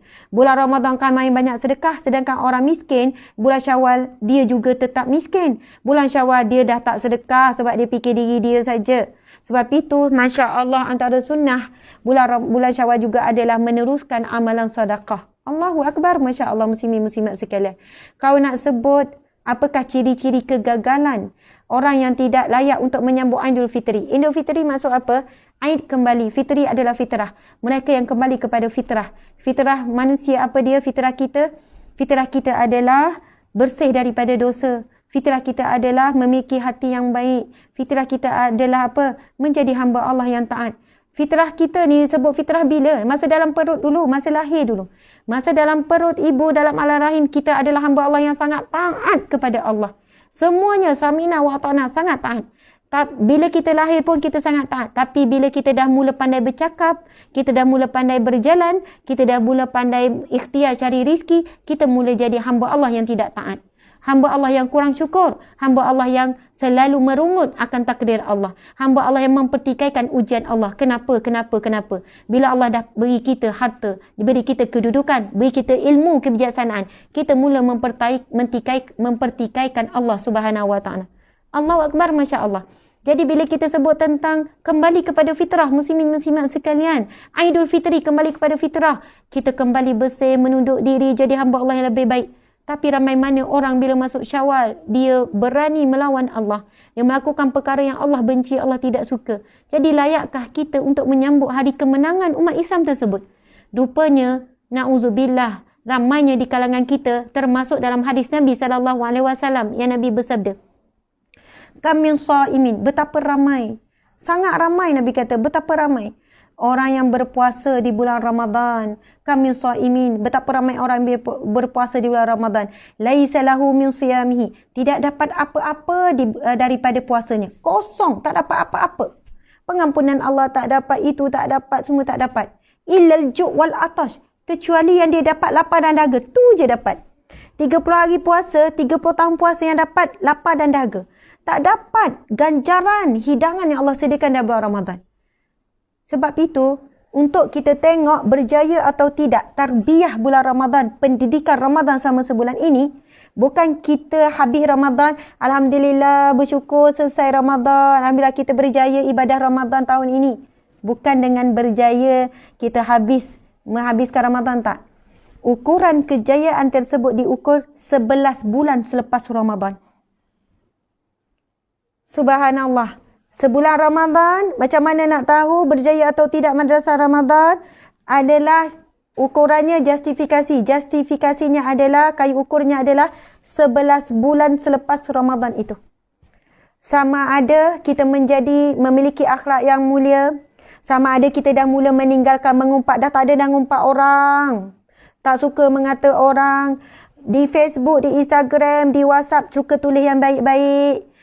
Tak keji orang, tak sumpah orang, tak kutuk orang, tak ngumpat adik-beradik. Ni adik-beradik ada masalah, buat grup lain nak mengata adik-beradik tu. Kecil hati dengan mak ayah, buat ngumpat dengan grup adik-beradik mengata mak ayah. Subhanallah, kita niat sungguh biar Ramadan kali ini, selepas habis Ramadan 11 bulan ini, kita boleh bawa aura kesan daripada tarbiyah Ramadan, kesan sedekah yang banyak, qiyamul lail, solat tasbih lah, baca Quran. Ukurannya adalah 11 bulan selepas Ramadan ni. Tapi kalau saya muhasabah diri saya sendirilah, jujurlah. Bukan kadang-kadang, saya selalu rasa, Ya Allah, kenapa Ya Allah, adakah puasa aku tidak diterima oleh-Mu Ya Allah? Dah 30 tahun puasa ni, start daripada uzur ni, dah 20 tahun lebih puasa, adakah puasa aku tidak diterima? Sebab apa? Saya fikir, kenapa saya masih lagi melakukan dosa besar? Kenapa saya ada lagi mengata orang? Kenapa saya masih lagi sekian-sekian? Ada lagi menyakiti hati suami. Kenapa saya belum lagi mampu solat istiqamah? Fikir-fikir balik, ya Allah, adakah Ramadan tidak diterima olehmu? Adakah aku termasuk golongan yang Nabi sebut betapa ramainya orang yang berpuasa di bulan Ramadan, Allah tak terima, tak dapat apa-apa kecuali lapar dan dahaga saja. Allahu Akbar, subhanallah. Jadi orang mula kita rasa takut, kita rasa bimbang, muslimin-muslimat sekalian, Masya Allah.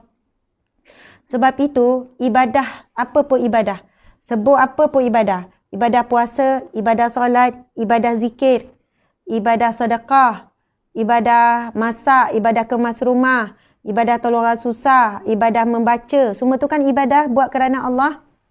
Bila kita sebut pasal ibadah-ibadah ni, dia sebenarnya soal apa? Soal hati. Soal hati. Bagaimana ibadah-ibadah yang kita sebutkan tadi boleh membentuk hati yang baik. Masya Allah. Sebab itu Nabi sebut, dalam hadis yang sahih Nabi sebut, Innama bu'istu liutammima makarimal akhlaq. Sesungguhnya aku diutuskan untuk menyempurnakan akhlak. Masya Allah, itu antara misi besar keutusan Nabi. Di antara mission besar utama Nabi diutuskan. Innama bu'istu, sesungguhnya aku ini diusulkan untuk menyempurnakan akhlak. Masya Allah. Bila sebut akhlak, akhlak ni yang nampak lah. Cara bercakap, cara pandang, cara menghormati orang, menghormati tetamu, akhlak dengan suami, akhlak dengan anak, akhlak dengan adik-beradik. Akhlak, antaranya akhlak yang mahmudah apa dia? Pemaaf, bersangka baik, bercakap-cakap yang lembut. Akhlak ni umumlah. Tetapi itu yang terlihat. Akhlak yang baik ini, dia bermula daripada hati. Masya Allah. Bermula pada hati. Nabi bersabda, Ala inna fil jasadi mudghah. Ketahuilah bahawasanya dalam tubuh badan itu ada seketul daging. Wa iza saluhat saluhal jasadu kullu. Apabila daging itu baik, maka baiklah seluruh anggota badannya. Wa iza fasadal jasadu kullu. Apabila daging itu buruk, maka buruklah seluruh anggota badannya. Ala wahya qalbun, katalah itu adalah hati, Nabi kata. Masya Allah. Sebab itu orang yang ada akhlak yang buruk, dia sebenarnya ada masalah dengan hatinya. Orang yang ada masalah dengan hatinya, itu menunjukkan dia ada masalah dengan ibadahnya. Masya Allah. Dia ada masalah dengan ibadahnya. Sama ada ibadahnya yang tidak sah, ataupun ada ibadahnya sah tapi tidak diterima Allah kerana ada penyakit hati. Melakukan satu amal soleh, ada riak, ada takabur, rasa lebih baik daripada orang lain, ada ujub. Dia ada ilmu, dia riak dengan ilmunya, dia takabur dengan ilmunya. Ada harta, dia riak takabur dengan hartanya. Ada keturunan yang baik, dia riak takabur dengan keturunan yang baiknya. Dia ada kuasa, ada pangkat, ada kedudukan, dia riak takabur ujub dengan kuasa, pangkat, kedudukannya. Allahu Akbar. Banyak sangat penyakit-penyakit hati yang boleh merosakkan hati kita. Akhirnya bila hati dah tenat lalu mati, ia akan pergi kepada akhlak-akhlak yang buruk. Subhanallah, Allahu Akbar. Itulah yang kita sebutkan, Masya Allah, antara tujuannya Ramadan ini. Sebab itu antara hadis Nabi SAW, Nabi bersabda, sesungguhnya Allah enggan memandang. Allah tidak mahu memandang orang yang berpuasa, orang yang meninggalkan makan dan minum, iaitu orang yang berpuasa lah. Nabi sebut, sesungguhnya Allah tidak mahu memandang, Allah tak pandang. Puasa siapa? Nabi sebut orang yang meninggalkan makan minum tapi tidak meninggalkan perkataan keji. Perkataan keji ni bukan sekadar kata-kata, tulisan kita sekarang ni duduk dalam rumah memanglah tak bercakap, takkan cakap seorang-seorang. Tapi ni apa yang kita tulis, apa yang kita cakap ni, Masya Allah, perkataan keji. Maksudnya antara ciri-ciri orang yang tidak layak menyambut kemenangan, hari kemenangan umat Islam iaitu Aidul Fitri ialah mereka yang berpuasa tapi perkataan keji masih bercakap lagi. Masih tulis benda yang tak elok, komen benda tak elok, mengutuk orang sana, mengutuk orang sini, menjawab, menyakiti hati suami, menyakiti hati anak, menyakiti hati adik-beradik. Ingat semua dia je yang betul, tak nak dengar cakap orang, tak nak hormat kata-kata orang, tak boleh bawa bincang, na'udzubillah min zalik. Sebab itu antara kayu ukur ataupun indikator, na'udzubillah min zalik, yang disebut dalam hadis Nabi, Allah enggan memandang orang yang meninggalkan makan minum, iaitu berpuasa, tapi tidak meninggalkan kata-kata yang keji. Allahu Akbar, subhanallah. Muslimin, muslimat sekalian, sebenarnya saya rasa sekadar itulah perkongsian saya pada hari ini. Memang ada masa lagi, ada soalan ya. Jadi perkongsian saya sekadar itu. Ada lebih kurang 10 minit kita akan jawab soalan. Kalau ikutkan kita sejam setengah lah. Jadi mungkin Ustazah Siti boleh pilih soalan. Ada soalan yang kita boleh sama-sama bincangkan insya-Allah. Muslimin muslimat sekalian, harap kita boleh stay sampai habis 10 minit saja lagi. Walaupun kita bukan dalam majlis yang nampak, walaupun dalam alamiah, itu di antara adab kita insya-Allah. Saya sebenarnya saya boleh cakap macam ni, apa yang Allah izinkan saya sebut tadi, sebenarnya sebab itu diri saya juga. Apa yang saya sebut sebenarnya teguran diri saya. Bukan saya nak tegur tuan-tuan puan-puan. Itu ya jugalah kan. Tapi utamanya adalah teguran. Ini adalah peringatan untuk diri saya sendiri. Subhanallah, Allahu Akbar, Masya Allah. Okey, Ustazah Siti.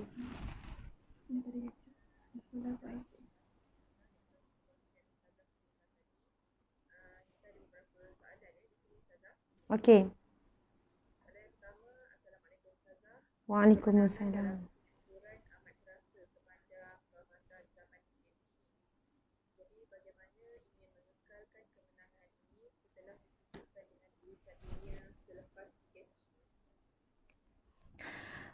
Okey, subhanallah, alhamdulillah, Allahu Akbar. Ya, saya pun akan sibuk, tuan-tuan pun akan sibuk. Lagi-lagi walaupun hari raya PKP, tapi mungkin kita akan yalah, kalau sebelum ini kita tak fikir pasal makan pagi, makan tengah hari, makan, dan memang kita akan diuji lah. Bila tak puasa, memang akan automatik kita akan fikir makan. Lepas tu kita rasa alah bukan Ramadan, jadi kita nak buang masa dengan tengok TV, tengok drama, kita tak terasa sangat. Banding bulan Ramadan, kalau nak buang masa terasa. Ni Ramadan ni janganlah. Ya, kita akan menghadapi ujian tersebut. Bagaimana nak mengekalkan? Okey, sukalah saya jawab secara ringkas. Kita mungkin tidak boleh nak mengekalkan dari sudut kuantiti. Maksudnya jumlah. Kuantiti bacaan Al-Quran mungkin, memang tak mungkin, mustahil untuk sama, susah. Kalau bulan Ramadan ni kan kita boleh khatam sebulan sekali. Al-Quran bulan Ramadan ni kita boleh zikir banyak-banyak. Kita tak disibukkan dengan urusan makan minum dan sebagainya. Aura dia tu berbeza. Tetapi sekurang-kurangnya kita dapat kualiti. Suka saya sebut begitu. Tak dapat kuantiti dan kualiti sebagaimana Ramadan, kita kurang-kurangnya dapat kualiti. Bulan yang lain mungkin kita hanya mampu, bukan tak mampu ni sebab tak ada masa. Sebab lemahnya kita lah, lemahnya iman, lemahnya tu. Sebab kalau kita sebenarnya malu nak kata kita tak ada masa untuk Al-Quran, sedangkan kita ada banyak masa dengan telefon. Kita sebenarnya malu, kita sebenarnya tak layak. Kalau nak cakap, saya sibuk lah Ustazah, tak sempat lah baca Quran. Kalau kita ada masa yang banyak dengan telefon, malulah. Jadi tak payahlah kita cakap kita tak ada masa, tapi kelemahan iman kita lah. Saya sebut kita tu termasuk saya. Saya bukan kata tuan puan-puan ya. Jadi sekurang-kurangnya bila di bulan yang lain kita beratkan kualiti ibadah. Bila baca Al-Quran, baca dengan tenang, baca terjemahan. Walaupun dapat 1 hari 2 muka surat, 1 hari 5 muka surat, tak macam Ramadan, tapi kita baca Al-Quran dengan kualiti. Baca dengan terjemahan. Contoh yang lain, solat. Mungkin bulan Ramadan, kita boleh solat sunat. Semangat ni solat sunat tu sebab dapat pahala sama dengan solat fardu. Tetapi, bulan yang lain kita tak kuat untuk solat sunat. Jadi, jaga kualiti solat fardu. Sekurang-kurang jaga kualiti solat fardu. Bila solat fardu, di awal waktu. Bila solat fardu, cuba ni fokus. Jangan fikir benda lain. Zikir dulu, baca Quran Zubinas dulu. Sebab nak ambil kualiti. Kuantiti dah lemah semangat nak solat sunat. Bulan Ramadan, solat sunat lepas isyak, kita boleh buat 8 rakaat, 11 rakaat. Solat tarawih. Tapi bulan yang lain boleh tak kita nak buat solat sunat sampai 11 rakaat selepas isyak? Payah. Sekurang-kurangnya kita jaga solat fardu tu, kualiti tu. Subhanallah. Kalau bulan Ramadan, kita boleh sedekah hari-hari banyak-banyak. Kuantiti tu banyak. Tapi bulan yang lain, teruskan sedekah, tapi jaga kualiti keikhlasan. Sedekah secara sembunyi kepada tempat yang terbaik, kepada orang yang terbaik. Kalau ada ahli keluarga kita yang susah, itu lagi afdal kita sedekah. Kalau suami kita susah, lagi afdal kita beri pada dia. Bang, pasal hutang awak dengan adik-beradik awak tu, saya nak tolong bayarkan bang. Saya ikhlas bang, saya ikhlas. Saya nak bayarkan bagi pihak awak bang. Sebab baru saya faham bila kita sedekah memberi kepada ahli keluarga ni, awak ni orang paling dekat, suami saya sendiri, pahala lagi berganda. Nabi sebut memberi kepada ahli keluarga ni 2 kali. sedekah jariah dapat pahala, sedekah qarabah. Maksudnya di bulan yang lain tak mampu nak sedekah sebanyak-banyaknya, jagalah kualiti. Sedekah ini ada hari-harinya. Di bulan yang lain, kalau bulan Ramadan sepanjang hari, di bulan Ramadan afdal. Tetapi kalau bulan yang biasa, hari Jumaat afdal, itu disebutkan. Disebutkan dalam hadis Nabi, antaranya sedekah pada hari Jumaat itu berbeza dengan hari-hari yang lain. Sebab tu kalau kita tengok hari Jumaat memang ramai orang melakukan sedekah. Tapi kalau ada orang datang minta bantuan, orang susah lapar, minta hari Khamis, minta air gabu, janganlah pula kita cakap, tunggu hari Jumaat dia, nanti datang balik. Tak boleh, sebab itu afdal juga. Memberi pertolongan, memberi bantuan kepada orang yang memerlukan. Paling afdal kita memberi ketika dia perlu. Jangan pula, saya nak ambil berkat hari Jumaat, datang hari Jumaat, orang tu kelaparan 2 hari. Jadi memberi ketika lapar, orang betul memerlukan itu, Nabi sebut, barang siapa yang meringankan saudaranya di dunia, Allah akan meringankan kehidupannya di dunia dan di akhirat. Jadi semua tu ada dalil, ada hujah-hujah. Tapi kalau kebetulan tak ada apa-apa yang urgent, tak ada orang minta tolong, kita nak simpan sedekah kita pada hari Jumaat, boleh, untuk dapatkan berganda kualiti. Subhanallah, Masya Allah, muslimin muslimat sekalian. Esok adalah Jumaat yang terakhir Ramadan pada tahun ini. Bila sebut tu rasa sebab. Saya sebenarnya kalau boleh nak kosongkan, saya tak nak ada kuliah besok. Esok hari Jumaat yang terakhir, saya tak nak ada kuliah. Tapi saya tak boleh elak, perlu juga. Memang ada ceramah yang terakhir juga. Terakhir. Sebab sepanjang Jumaat Ramadan kali ini, saya memang sentiasa ada kuliah, ada ceramah yang banyak. Jadi, walau bagaimanapun saya cuba untuk menghayati dan memanfaatkan Jumaat yang terakhir. Dan insyaAllah besok, muslimin-muslimat sekalian, bangun Jumaat yang terakhir malam ini, tidur awal muslimin-muslimat sekalian. Malam ni tidur awal, tinggalkanlah kenangan yang terindah. Tinggalkan kenangan yang terbaik, yang paling indah. Pagi Ramadan kali ini dengan mengakhirkan Jumaat yang terakhir ni. Malam ni siap-siap bagi tahu pada anak-anak, okey lepas isyak, terus solat tarawih apa, tidur sekurang-kurangnya 9.30 dah tidur dah. Bangun pukul 3 pagi. Bangunlah pukul 3 pagi. Saya pernah cuba dengan anak-anak, alhamdulillah boleh, budak-budak boleh, tapi tidur 9.30 sebelum pukul 10. Kemudian kita baca doa, ambil wuduk apa, kita tidur. Niat terus, ya Allah, bangkitkanlah kami Allah pukul 3 pagi, ya Allah. Kalau mampu awal lagi, awal lagi. Okey, bangun pagi, malam ini bangun pukul 3 pagi. Ambil wuduk, kalau boleh mandi. Memang wajibkan. Anak-anak pun memang kami suruh mandi. Mandi semua baru segar. Kalau ambil wuduk saja, tak boleh. Biar air tu kena dekat kepala. Biar kena dekat kepala. Mandi, subhanallah, Allahu Akbar. Memang. Ada yang kata, Ustazah tak tahu, Ustazah nak nangis ni. Saya pun memang rasa sedih. Memang rasa sebab. Kita dah sampai penghujung Ramadan dan start maghrib malam ni kita masuk Jumaat yang terakhir Ramadan. Jadi kalau sebelum ini kita rasa macam kita dah banyak merugikan Ramadan sebelum ini. Kita rasa kita tak menghargai betul-betul Ramadan. Kita ada peluang lagi untuk cover. Jadikan Jumaat start pada malam ini adalah Jumaat yang terbaik. Start pada maghrib ni, okey, muslimin-muslimat saya tak tahu macam mana. Kalau boleh, masa nak buka puasa, makanan dah hidang atas meja. Dan masih sama, sejadah dah hampa. Kita minum air, makan kurma, ambillah kuih-kuih sikit, lepas tu solat maghrib dulu. Jadi terus hampa sejadah, kalau kami terus dah, ready dah sejadah, ambil wuduk, dah siap-siap, dah pakai kain semayang dah. Masa buka puasa tu, kurma dengan air, makan, lepas tu ambil kuih, barulah kita kuat. Kalau tak ambil wuduk lagi apa, kita akan rasa nak makan terus sampai habis.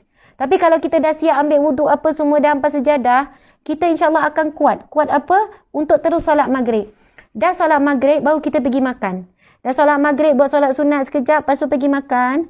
InsyaAllah selepas itu kita akan tenang makan. Kita tak ada usaha kisah, cepat sikit maghrib dah lambat, tak. Lepas tu, kita pun dah ready solat isyak pula.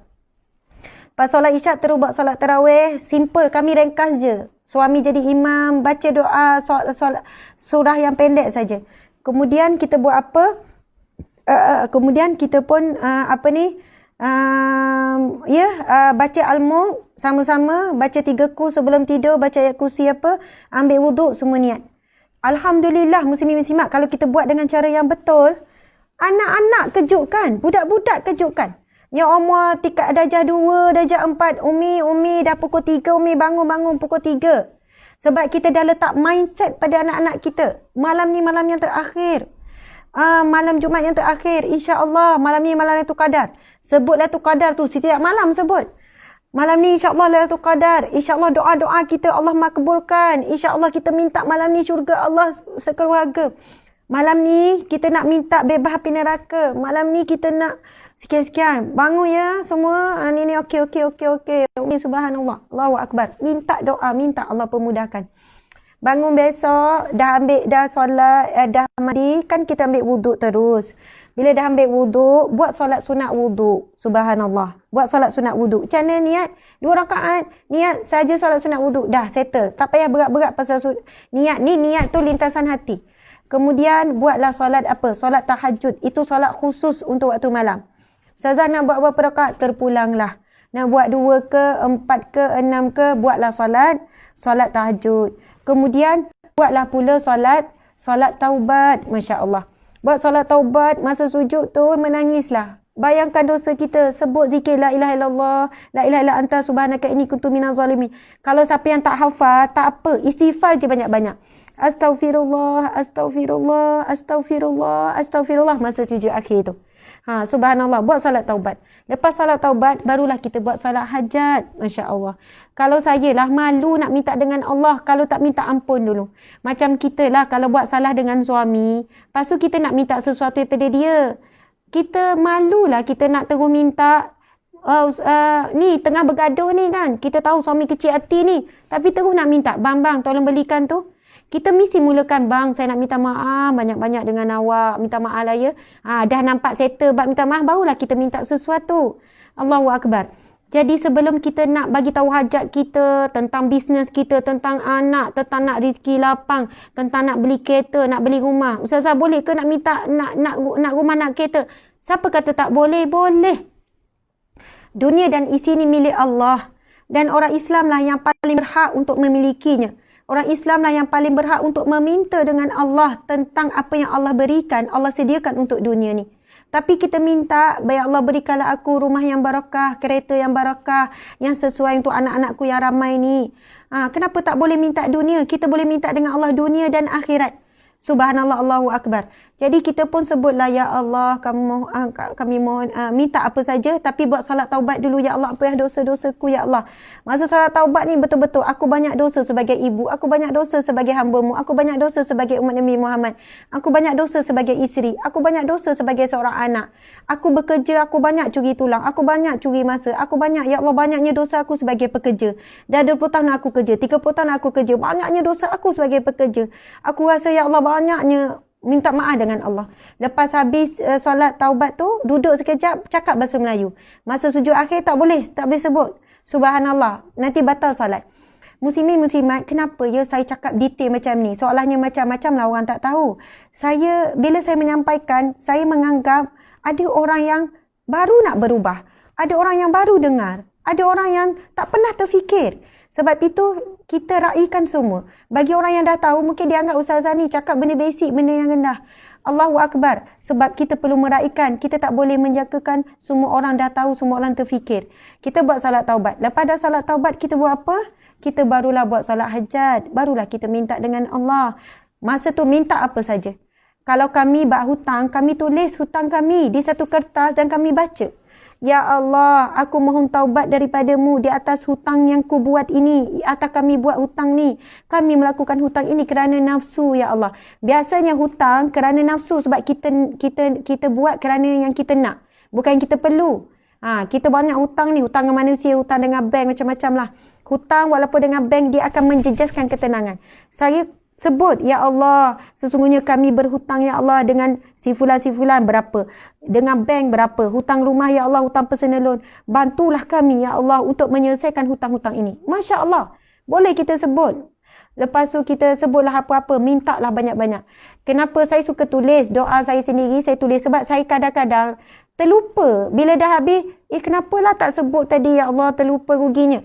Jadi kadang apa yang hajat tu tulis dulu siap-siap. Bang, kita nak apa minta dengan Allah? Bincang dengan suami. Kalau tak, suami tak nak bincang, tak apa. Buat seorang-seorang je. Pertama tentang ni, kedua tentang ni. Bila berdoa tu letak kertas kat depan.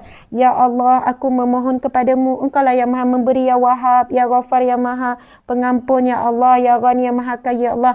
Ya Allah, yang pertama, ya Allah, aku mohon kepadamu tentang diriku, tentang anakku, tentang sekian. Kita boleh minta dengan Allah. Allah tidak ada batasan. Allah boleh memakbulkan. Allah tidak ada batasan kemampuan. Allah boleh memberi dan makbulkan apa saja permintaan kita. Sebab itu Allah berfirman di dalam Al-Quran. Wa iza sa'alaka ibadi anni fa inni qarib ujibu da'wata da'i iza da'an falyastajibu li wal yu'minu bi. Sadaqallahul azim. Allah berfirman yang bermaksud, apabila hamba-Ku bertanya tentangku wahai Muhammad, katakanlah aku sangat dekat. Allahu akbar. Apabila aku sangat dekat, aku pasti ujibu da'wata da'i iza da'an. Aku pasti akan memakbulkan permintaan hamba-Ku apabila dia meminta. Masalah kita adalah kita kurang minta dengan Allah. Tapi kita banyak mengeluhkan Allah. Kenapalah. Memang kita tak cakap kenapalah ya Allah. Tapi bila kita mengeluh kenapalah, geramlah ni. Seolahnya kita mengeluhkan takdir Allah. Sebab itu kita kena banyakkan doa, kurangkan mengeluh. Tukarkan keluhan kepada doa. Tulis apa yang kita nak supaya tak tercicir masa kita nak minta dengan Allah dengan khusyuk tu. Sebab rasa khusyuk ini bukan datang mudah datang. Biasanya bila waktu malam kita buat ibadah-ibadah, barulah hati tu khusyuk. Sebab itu ada hadis Nabi SAW. Sesungguhnya Allah tidak menerima permintaan ataupun doa yang meminta dengan Allah dalam keadaan hatinya lalai. Doa, ya Allah berilah syurga, ya Allah apa yang dosaku, ya Allah, amin ya rabbal alamin. Tak ada, tak khusyuk, tak minta sungguh-sungguh. Lepas tu elok pula buka telefon, tengok buat benda sia-sia, benda lara ni. Maksudnya apa yang dia minta tu tak sejajar pun dengan apa yang dia buat selepas itu. Sebab itu, bila kita ada momen yang khusyuk, masa tu kita pun tulis, hari ni dah start dah ni, boleh ingat ni nak minta apa malam ni dengan Allah ni. Tapi sambil-sambil tu terus minta lah sebab takut tak sempat meninggal dulu malam ni. Meninggal dunia dahulu. Kita tak tahu bila kita meninggal. Masya Allah, Allahu Akbar. Muslimin, muslimat yang dirahmati Allah sekalian. Saya sekadar itu ya. Kita dah habis masa. Saya pun tak mampu. Penat, tak larat juga. Bulan Ramadan sebab walaupun saya ceramah live.